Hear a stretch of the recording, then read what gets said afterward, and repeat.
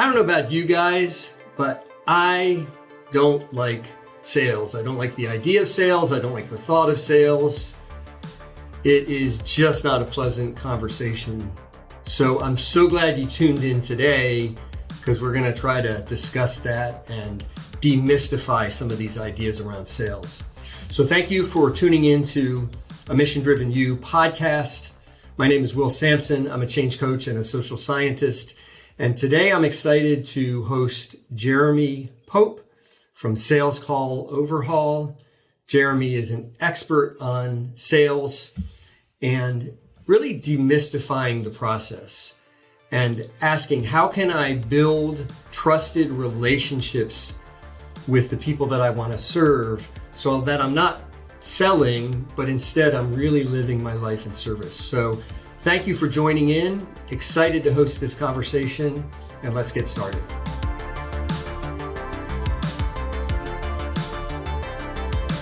So welcome to the podcast, Jeremy Pope. Thank you for having me. It's my pleasure to be here. So as you know, we focus a lot on interdependence and kind of how we help each other succeed. The whole idea of mission-driven people is that they realize they need other people to help them succeed. So we always like to start with one question, which is, tell us the story of someone or some group that was like the difference maker for you. When you look back over your journey, you're like, oh yeah, that man, that woman, that person, that teacher, whatever. Who is that person for you? Scott McFall. Nice. This was my third hypnosis trainer as I was becoming a clinical hypnotist. And I found that, he actually taught interdependence as well. He taught a model of maturity, talking about dependence, independence, and then interdependence afterwards. And while it's not something I've made a huge study of, so I can't say how well it meshes with the well-established ideas of all that, it certainly made an impact on me, just the idea itself. And learning to go beyond the rebellion phase in my adult life and in my business career. I think, aside from my parents, he's probably taught me more about growing up than any other single person. But he taught me a lot about how to sell. He taught me good hypnosis techniques. He helped me be a much better counselor. And I am very grateful to him. I love that story. Yeah. And the idea of codependence, independence, and interdependence, I think back to the great Stephen Covey, who said that trying to live life independently is like trying to play, I believe he said something like trying to play golf with a tennis racket. Like the tool isn't suited to the need. Yeah. And the reality is that we are caught up in this web of interdependence, and particularly when we're talking about sales and kind of how we think about sales. So I want to jump right in on that. So as I was sharing with you in the conversation before the podcast, a lot of the people listening to this podcast are either entrepreneurs, they're coaches, solopreneurs, and most of the people listening to this podcast don't have somebody else who pays them by the hour to do what they do, which means that they're out there selling something, whether it's their service, their coaching services, whether it's curriculum, maybe it's, entrepreneurs who are selling products, consumer products and all that, but everybody's involved in sales. And so I want to start with this question that you suggested, but I absolutely love it, which is, why do sales suck so bad? And they do. Like I'll just share personally, like the idea of sales, and it's not like it's a foreign concept to me. My dad was in sales. I grew up around salespeople all my life. Sales just seems to suck. Why? Well, when it sucks, it's because someone is creating drama. And you can think of this like the Cartman drama triangle, the KDT. Yeah. And there are great books on that. Chris West has an amazing book on the Cartman drama triangle explained. But if you're creating drama, a persecutor, rescuer, or victim, right, then it's going to suck. Right. If you make it boring, it's going to suck. If you're trying to sell something that the person in front of you doesn't actually need, then it's really going to suck. And so there are a lot of different reasons that it could become unpleasant, or that it could um, become annoying, or anxiety producing. Or there are a lot of different ways it could be unpleasant. But when you track down, okay, what exactly is going wrong, then you can unsuck your sales. Yeah. I don't even remember that suggested question, but I do like it. I'm glad you suggested it. So it's really about tracking down the root. Yeah. With most people who are in the coaching or the solopreneurial space, Right. one of the things that I have to look at as a sales trainer, a sales coach, a sales team installer, we do a lot of sales ops stuff for the people doing $500,000 to $5 million a year, things like that. But when someone is coming in and they're learning sales for themselves, it's very easy to get in your head when you don't have a qualified lead flow. And so there are plenty of people who I have to tell, all right, sorry, you're not ready for me. You need to go to somebody who's good with the lead gen. You need to go to somebody who will help you figure out the prospecting side or the strategic partner. Well, I can help them on that side, the affiliate side. But Right. with getting good leads in, if you've got 30 people a week that you're talking to and you're making one sale a week, that's a miserable equation right there. Because, and half the time it's because of your sales skill. You're lacking something, or you're doing something weird in your head and you're putting pressure on them. But the other half of the time, you're not talking to the right people in the first place. I mean, they confuse you and make you think that you're bad at sales, when in reality, you're bad at marketing. And you just have to get good at the content generation. You need to go make a podcast. You need to go write a book. You need to go create lead magnets and run ads. You need to do something to get the right people into your funnel so that you can be talking to people who can buy from you, who need what you have. So I don't know, it's counterintuitive. It was to me, and it seems to be to a lot of people, but a lot of times a sales problem is actually a marketing problem. You have to address it as such. Yeah, no, that's really helpful. And unpack that a little bit more for us, because I have a general sense, this idea, the difference between marketing and sales. I think anybody who has been involved in selling yourself kind of has a vague notion of the difference between the two. But I want you to get really specific on the difference between marketing and sales, because I think this is a really important thing for people to hear. Because to me, it's a big continuum. And let's see. Okay, there are a few concepts that pop out to me. One is I talk about the cult of know, like, trust, the KLT, and how it's not enough to make a sale. It's fine. It will help you make a sale. It will never hurt you if people know you, like you, and trust you, but it's not what a sale is about. It is in large part what marketing is about. So marketing, KLT is a marketing function more than it is a sales function. So that's one way to think about it. But still, when we talk about an offer, I can't remember if it was John Carlton or Gary Halbert, or it was one of the great copywriters of the 80s or 90s, something like that. That talked about putting you in front of a hungry crowd, or what's the number one thing that you need in an offer? A hungry crowd. So it still matters a lot, just targeting in front of the right people. So let's see. You do the things that you're doing the same in sales and marketing. Maybe I can hit it from that direction. Sure. You're building desire either by exposing pain and existing pain.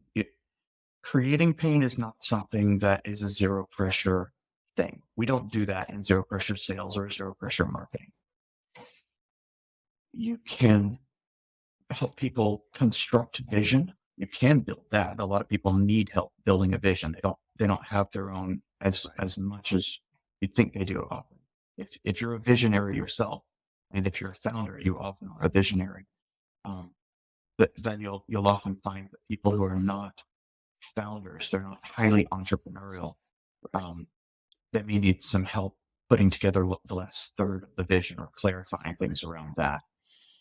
But so building desire and then reducing the fear of risk of working with you specifically. And I talk about the remit fears that people have, the common objections that people have in marketing. So we've got reputation, we've got energy, we've got money, we've got identity, we've got time. And so these people, your prospects are afraid of wasting these things with you. You can think of identity and reputation as just internal and external versions of the same thing. What do I think about myself, and what am I afraid other people think about me? But so you're doing a lot of that objection handling in your marketing. And the earlier you can handle objections in your process, the better you're going to do. In fact, in my sales process, I don't even know how to stop rambling on this. Stop me once we get to. No, you're great. No, this is good. Yeah, no, give it. Okay, please. When you're in your sales process and you know the 3 or 7 objections that your market has, how dare you not be ready to address those things before they bring it up? Yeah, that's one of the biggest zero pressure methods that you can use in a sales process that transforms a sales call entirely. I call it the elephant in the room technique. And a specific version of that, I'll just share that right now if you like. Yeah, please. I call it the price up front technique. So will you role play with me for just a second? Gladly. I love it. Yeah, please. All right. So, Will, I am not the smoothest salesperson in the world. And I get weird about money sometimes, and I'm pressuring myself about money a little bit right now. Do you mind if I just tell you the price right now, and we can spend the next 40 minutes on our sales call just exploring whether that's a good fit? Yeah. Sure. Yeah. Thank you. Yeah. Okay. Yeah. And I'll stop there for a second and and explain. So I just asked for a commitment. Will you stick with me after hearing the price? Interesting. Say yes. It usually gets a laugh, and it makes you very vulnerable. It doesn't make you more vulnerable, but it shares the vulnerability with them. It's very true. Allows you to be vulnerable. Yeah. And then the second half of that is after they say sure. You say, okay, cool. It's $24,000 to install a sales team. Right. Now I can relax and you can scream or you can have sticker shock or whatever you need to do. Right. So is that even in range? Should we even keep on talking? Yeah. And then they'll give you one of 3 answers. Yes, no, or maybe. I mean, that covers all the bases, right? Sure. Yeah. So when they say yes, you are 60% closed at minute 4 of your call. Wow. Yeah. They hear I love that. and they say, yeah, that's in range. We can work with that. You are 60% closed, not 90% closed. Don't make any mistakes about that, but you are nearly 2/3 closed. Yeah. If they say maybe, or if they hedge, then you know you've got some pricing issues or some affordability issues, a pricing structure issue, or something along those lines to deal with. And you have 40 minutes to handle it. Yeah, because they've agreed to spend the time with you. Yeah. You can collaborate with them and pull together against that load of the problem instead of butting heads or pulling in opposite directions. You're working together. It's a collaborative problem solving style of selling. And then if they say no, then you're either talking to someone who should have been disqualified before they got to the sales call, depending on your funnel. Every funnel is different. Sure. A lot of times those people should have been DQ'd beforehand. And so, you have a marketing problem in that case. Right. Or if they say, no, I'm out, then you have a flag for this person may not have been a good client in the first place, regardless of whether they were qualified. If this is someone who doesn't keep their word, or if this is someone who is extremely impulsive, a lot of times most of the people I deal with are service founders, either a done for you service or like an agency service or a coach of some type. So we're talking about relationship sales. And if somebody is going to give you one answer and then change their mind entirely 20 seconds in when they are qualified, that should be a bit of a flag. Not 30 flags, but a flag. And so it lets you know you've got a different problem. But regardless, it lets you know a lot about this person. It lets you know a lot about where you stand with them, how much they trust you, what kind of issues you're going to have to deal with on this call. So that's the price upfront technique. That's the whole thing. It's a minute long.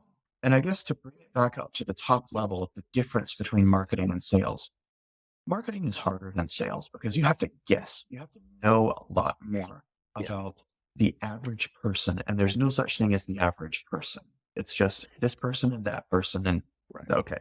You put them all together, you got the average, but no one of them individually is exactly. Yeah. And in sales, you don't have to guess anymore. All you have to do is ask, and they will tell you. And so that's the selling. I mean, as much as I'd like to say, oh, selling is incredibly hard, and I'm really good at teaching it to you and all this kind of stuff, selling is just not as hard. When you get a good marketing system, selling does and should become easier. And it should all be natural from start to finish. For most of the coaches out there who are givers, they need a giver sales process and a giver marketing process. And once they nail that, then it becomes very easy and natural for them. And what, boy, I have 3 follow-up questions to everything you just shared, but let's start with giver, like the giver model, because I know what you're talking about, but unpack that for us. What does that mean? Sure. Well, I can give some examples. A lot of the founders in the service industry are starting off based on buying a course or a coaching program from somebody in the biz ops space. Right. Start your own business kind of thing. Yep. The biz ops space tends to be a bit more predatory than some other spaces. It tends to be a bit more cult of personality, and the customers, I'm not even talking about the gurus in that space right now, but the customers, the clients in that space tend to be less mature because they're starting their business. They're starting their business journey, or they're restarting for the 9th time or something like that. Either way, they've got some significant blocks that they're dealing with or have never dealt with. And so there's some maturity blocks there. So maybe they've never learned their way from independence into interdependence, for instance, and they refuse to hire at the right times. Or anyway, they've roadblocked and sabotaged themselves, as we all do, daily. So, but that space in particular, the methods that work in that space and the methods that are necessary for a lot of gurus in that space are pretty hardcore. They're condescending in any other space, because in another space, you may be dealing with very mature business owners, and the way that you talk to a biz op buyer cannot be the way that you talk to a cleaner who is doing $3 million a year and who has 40 employees. Like, these are totally different styles of conversations. And so if all you've learned as a giver is a taker sales process that's high pressure, that's buy now, I've got a fast action discount that expires in 3 hours if you don't buy right now, and all the deadline funnel stuff and all the automated stuff that's designed to look non-automated and all that kind of thing. When we have a taker sales process, it can make a giver feel very unnatural as they're trying to work within that structure, but they don't know anything else. If they're starting their business, they just don't know any better. And so they're doing their best, but any unnatural process for you is going to suppress your close rate from where it ought to be. So just by finding a process that feels natural for you, you're instantly going to close better. Instantly, like same day. And then when you plug in healthy techniques and healthy relationship builders and things that increase retention and stick rate, lower your refunds and chargebacks, all that kind of stuff, you have carry on effects from that. And then when you plug in all of the zero pressure methods that get someone to pull the sale from you instead of you pushing the sale to them, that increases the close rate as well. So, I mean, it's 3 different effects that's happening all at the same time that usually when somebody comes to me, I can double or triple their close rate pretty simply. I guarantee that I'll raise it by 25%, but I can usually double it or triple it because it's fundamental things going wrong, not nuanced, tweaky, small modifications. It's usually big stuff. And most of the time it has to do with having very unnatural conversations that feel very unnatural to both parties in that situation. So just making it natural makes a big difference. Boy, I appreciate that. And I appreciate you pointing out what can often be the predatory nature of the biz ops space. I had a client come to me, and in the last 2 years, they've spent more than 40 grand on things that were going to help them, do this or do that, or all these amazing opportunities. And they came to me as they were exploring yet another one. And my first thing was, okay, let's stop. Just stop that. Now let's have a conversation about, what it is you're really trying to make happen. And so I'm going to let people know, like, and trust you for just a moment. Tell me how you're different than the biz op predatory, hey, buy my thing. Tell me how you work with clients in a way that's different. And isn't that sort of, I don't know, the normal, even sales coach often feels like the sales coaches I've approached sometimes feel a little bit like, buy before midnight and you'll get a free set of steak knives or I don't know, kind of thing. Like, what distinguishes what you do from that? Well, I could give a few examples, but I don't know if I can put a principle around it. I like that question. I'm going to have to think about the principles behind it a little bit more. So Sure. Yeah. First of all, I've sold steak knives before. Was it Cutco? It was not. No, it was Okay. Forever Shark. It was in-store entertainment, they called it. Got it. So Yeah. I did the shows in the Sam's and Walmart's for the vegetable slice, Right. the mandolin slicers and all that stuff. Right. I did the on the hour shows. So that was a wild. I've never had to be that outgoing before. That was an amazing little trick there. But the big, let's see. There are a lot of salespeople that have the mindset. This shows up more in mindset, from the mindset down to a bunch of little behaviors Right. that may not seem consistent until you look at, okay, we've got a high pressure mindset versus a zero pressure mindset. So the high pressure mindset will say things like, there's no such thing as a be back. You hear this a lot in the car industry. Like, I'll be back. No, that's not real. But it can be real. It absolutely can be real.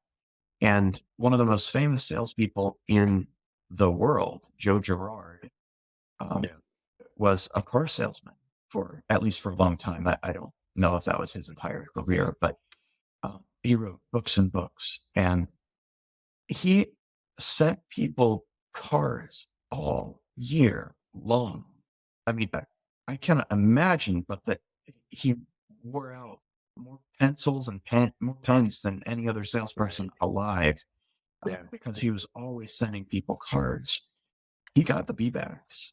And I mean, you could argue that that's marketing, not sales. Okay, fine. Personal branding, organic marketing, sales. Okay, let's not worry too much about terms. But the mindset of zero pressure and of being willing to have a relationship with someone being willing to form that relationship is a big difference. So I probably get a third of my sales from people who are not ready right now and come back later. And that does not happen when you're running a high volume, high pressure funnel with a one call close approach. And I mean, my process is designed for a one call close. There's nothing wrong with closing on the first call, but being willing to let this go until they qualify, being willing to let this go until their situation puts them in a space where they're ready, being willing to help them clarify what readiness looks like. Here's one way this happens. I use something that I call the 4 W's. Why us? Why now? Openness. I can only remember 3 at a time usually. So That's okay. no, why this? Why now? Why us? What else? That's my 4 W's. Yeah, I love And it. so when we ask why are you interested in this kind of solution? What got you interested in? And it might sound like, so why did you take my call in the first place? If you're cold calling, or so what problem are we trying to solve? If they've applied to work with you, or I see on your full application that you said X, Y, Z. Tell me more about it. There are a lot of different versions of that kind of question. It's not about the question. It's about making sure you have a really solid answer to that conceptual question. Why this? And then why us? So there are a lot of sales trainers out there, and there are plenty of low pressure, zero pressure sales trainers out there, although they might not call themselves that like I do. Why are you interested in talking to me specifically? Like, why would you even bother with little old me? It's kind of a humility based sale, I guess you could say. And then, why now? Why not wait another 6 months? Why didn't you do it 6 months ago? Why is now the time to do anything about this? What are you going to do if you don't do this with me today? Let's get real clarity around what all the options truly are. I call it honest outs. So asking people real questions that are not designed just to build a yes set. Yes sets are generally gross, although they can be used well. Right. It's a rare bird that can use a yes set effectively and in a natural way without making people feel pressured. Chris Voss of the Never Split the Difference fame and Black Swan Group, great YouTube channel, by the way. I love their YouTube channel. They talk a lot about building a no set, or they don't call it that, but they ask no oriented questions, I think is what they call it. So would it be crazy for me to ask if we did blah, blah, blah? And they're much, when people are allowed to say no, even if it's just a surface level no like that, it really opens up the conversation in some interesting ways. And so I advocate against trying to build a yes set. I'm not quite as rules oriented as they are around like use a no oriented question kind of thing, but it's a great concept all the same. So there are a lot of ways that the zero pressure mindset plays out, and asking honest questions like, hey, that elephant in the room question, the price upfront question. Hey, this is a 24K purchase to get your sales systems installed, for supporting your salespeople, for installing your recruiting process to recruit good salespeople. And yes, we can place a couple people with you, of course, but getting you ready from a leadership perspective, I mean, that's a lot of money for some people. What is that for you? Like, that's a very honest question right there. And it's not designed to pressure people into feeling like they have to answer a certain way. It's not designed to take advantage of someone's ego who might be feeling like they need to live up to your standards as a guru, or if you're an influencer in particular and you're doing your own sales, this is a thing, because they don't want to disappoint you. I mean, so many people put you in the dad position as a guru. Look, I want you to be my business dad. And there's nothing inherently wrong with that. Everybody needs mentors and etc. But Sure. you have to be aware of the responsibility that places on you as a guru, as a salesperson, as a whatever, and Right. and ask them honest questions that give them the freedom to answer in real ways.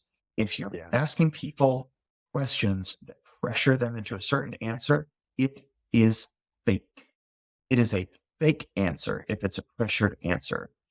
And even if you get the credit card, even if you get the sale, even if you get the result you're looking for, you're not going to get the full result. You haven't gotten all the buy-in that you could have gotten there. You don't have the strong foundation. That relationship is built on sand instead of bedrock. And so that's what causes the refunds, the chargebacks, the rescission. That's why you have a rescission period after a seminar in Vegas of, what is it, 3 days or 2 weeks or whatever it is, as long as it's in the state of Nevada. And so if you have honest questions, then you're going to go far.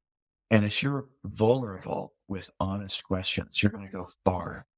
And just expose it, like, hang on, let's pause for a second. And what is the real problem that we're solving here? Hang on, I want to check in with you. Hang on, I want to know, is this a big deal or is this a little deal? A lot of people I talk to say this is a problem for them, but is it really for you?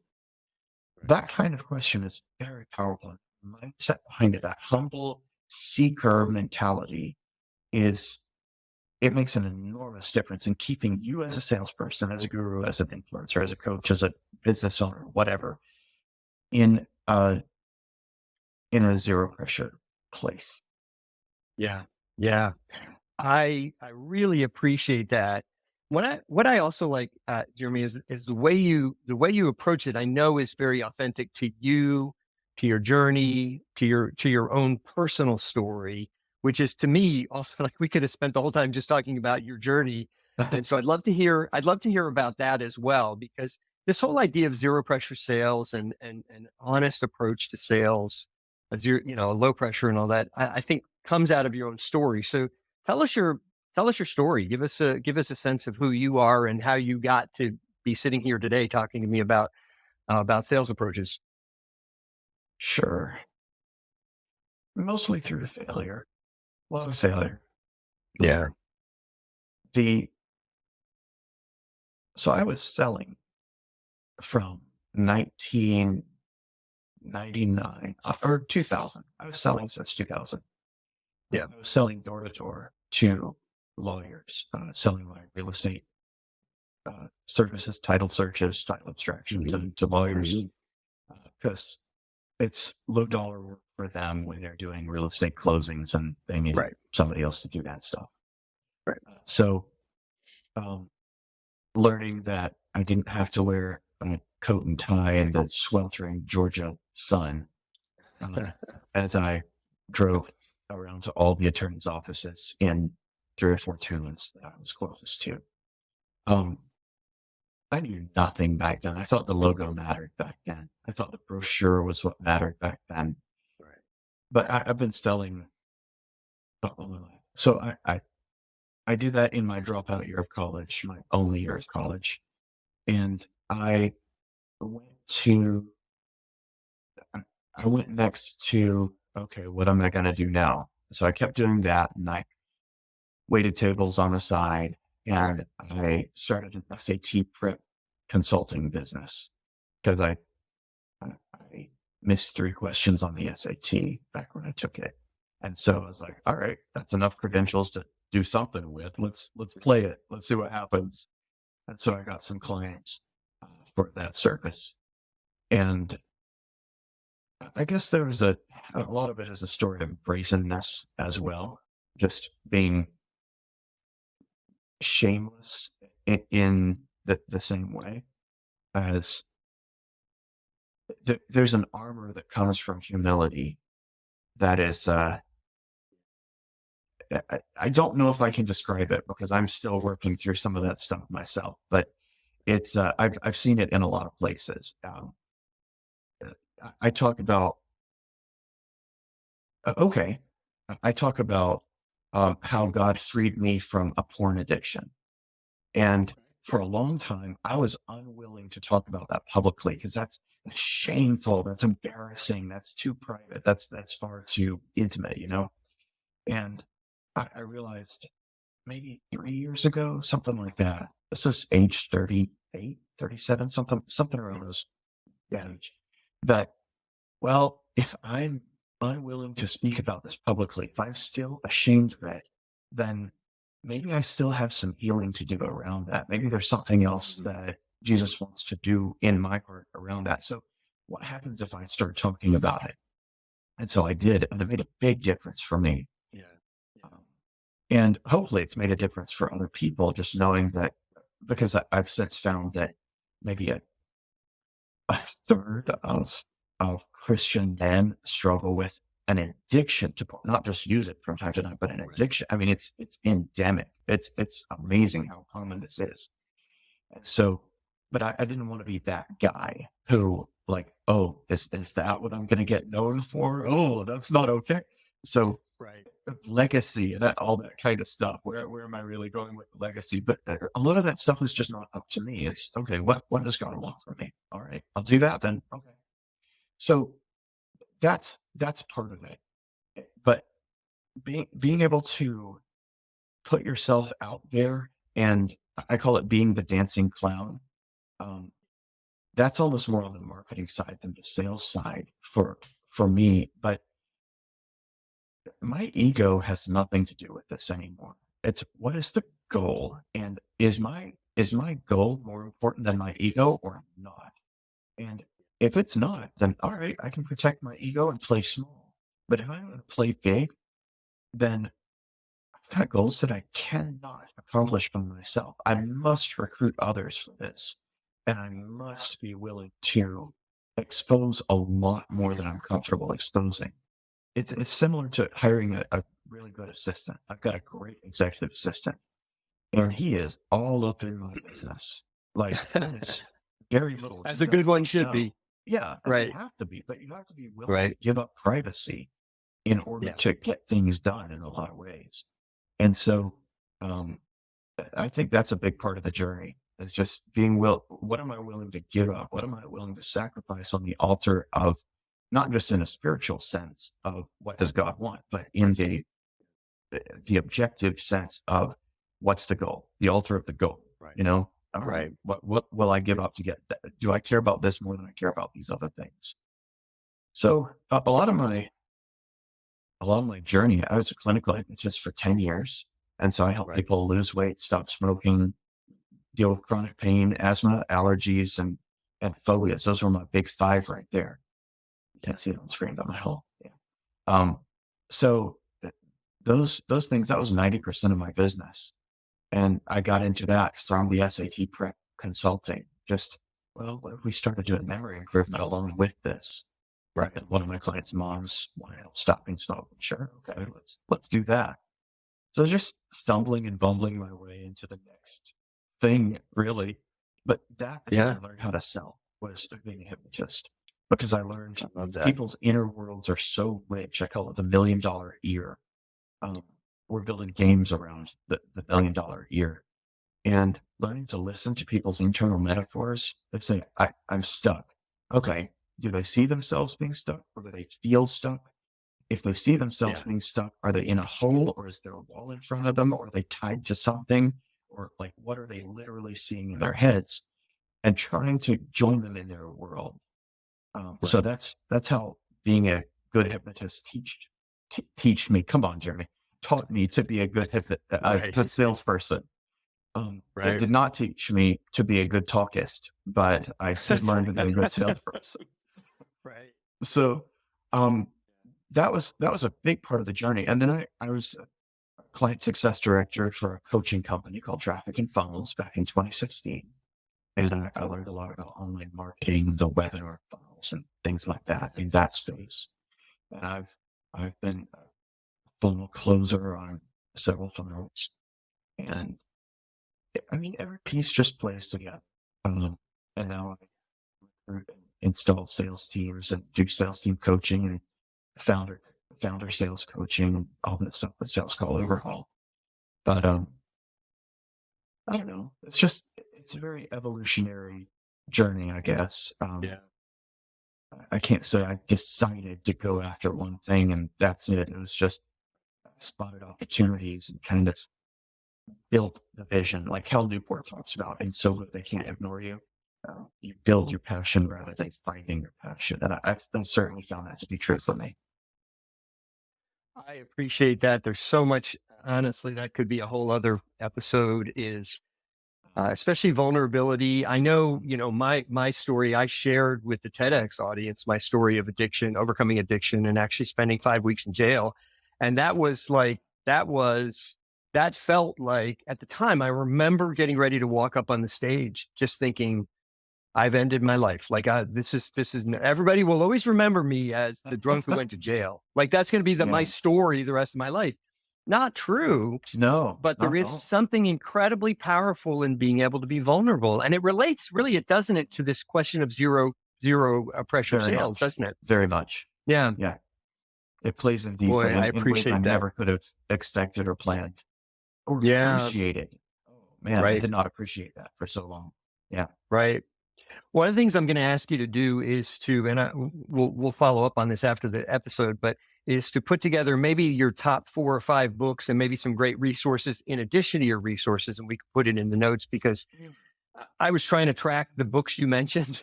So you've already mentioned 3 or 4. I'd love to maybe, pick your brain and have you come up with some of the best books that you recommend. And we're also going to send people to your site and to your resources. Yeah. My pleasure. As we're kind of near the end, but we got a few minutes left. I want you to sort of imagine. So if I were to think of the ideal listener, there's several different avatars or prototypes, but one of them is the coach who just finished their first ICF certification or their first ever coach certification. And they're getting ready or actually I've got a couple folks that I know listen to the podcast who are nutrition or fitness coaches. And so they've sort of got this training. They're ready to go out in the world, kind of talk them through the process. Like what are some of the building blocks that people could begin to put in place that will get them to that inevitable sale?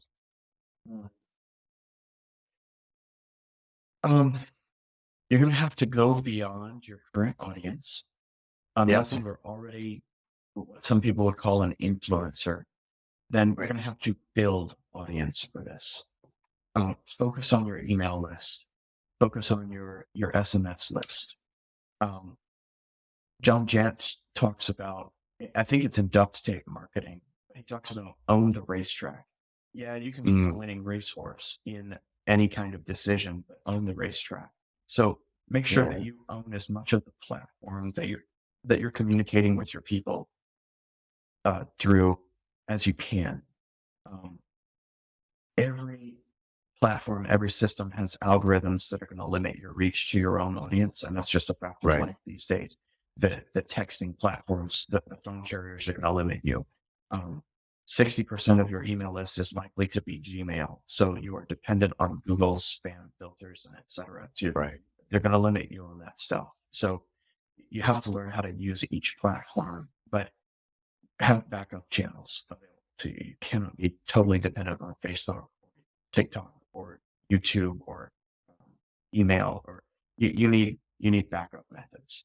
So build the audience, build it in multiple channels where you have as much control as you can find. And be the formula that I would look for with marketing is entertainment first, not second or third, first. That was a really annoying fact to me. Entertainment. Right. I resented that for a long time. Don't resent it. Just use it. Right. Informative and actionable second or second, whatever. I don't know. And deep third. I think those three things, entertaining, actionable, and deep or insightful or something along those lines. Yeah. There are a lot of people that try and get too abstract, or they get too tactical, like they're talking at the wrong level to their audience on a consistent basis, and you have to bounce around those levels at the right tempo for your people, or they will lose interest. If everything is actionable, then your emails or your texts or your videos become to-do items. I mean, how many of us, well, a lot of us in the business or the business ops world have seen clients with 42,000 unread emails in their inbox. I'm not joking. That's a real number.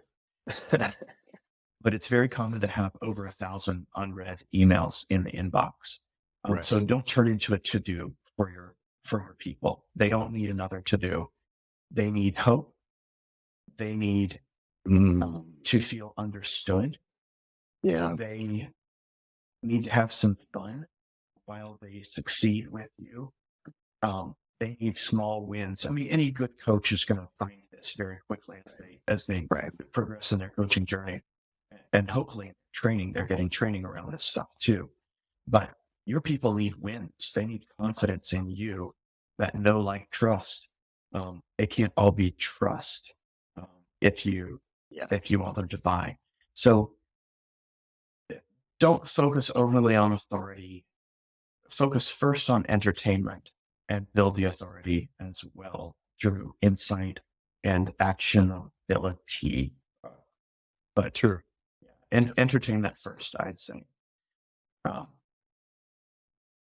As they get motivation, persuasion, sales, leadership, coaching, they're all of a piece in my mind. And it's not about what you want for someone. That your coach audience has almost certainly heard that you can never want it more than they do kind of concept.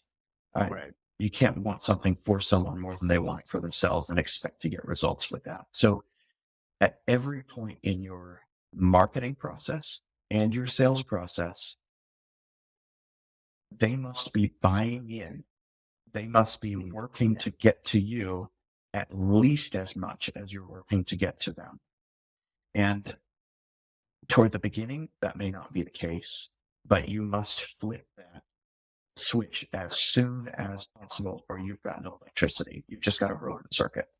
You have to start flipping that buy-in switch back to the position very frequently in the sales and marketing process. So whatever gets you the buy-in from people at every point of your funnel, that's what you need to be doing, whatever that looks like for you. Get the buy-in, get the buy-in, get the buy-in. Yeah, buy-in all along the way. I love that. Yeah, Jeremy, this doesn't has happen been all at once at the end. It happens all along the way. Yeah. I love that. I love that. This has been such a rich and insightful conversation. I'm so excited to share this with my audience. Thank you. But inevitably, they're going to want to know, okay, now how do I get in touch with Jeremy? So how do people do that, and how can they engage with you? There's one place that will get them everywhere related to me. It's salescalloverhaul.com/resources. Got it. That has book recommendations, which I'll also make sure to give you some specific ones for the show notes here. It's got the price upfront technique. We've laid that out very specifically. That we went through earlier in this podcast. It's got a sales funnel dashboard spreadsheet that they can use to, what your numbers have to be here to make this process work versus that process. It's got everything. And we're launching a podcast of our own shortly called Sales Call Overhaul. So, please let us know when that is, so I can share that with the audience as well. It's supposed to be January 31st. We've had to delay a couple times. It feels like a perpetual podcast launch at this point. That's my hope. It's January 31st. We'll see. Well, thanks for being vulnerable about that as well. It always, like starting a podcast, I know people think, well, you just get together and you talk with people. No, there's a lot of moving parts. So I thought it was I'm glad you're doing that. easy. I really did think it was going to be easy. Yeah, there is a lot of moving parts. Well, this has been a rich, generative conversation, insightful. I'm super duper excited to share it with the audience. And I appreciate you bringing your brain and yourself and your presence to this conversation. Thank you so much for having me. It's been a pleasure. Excellent.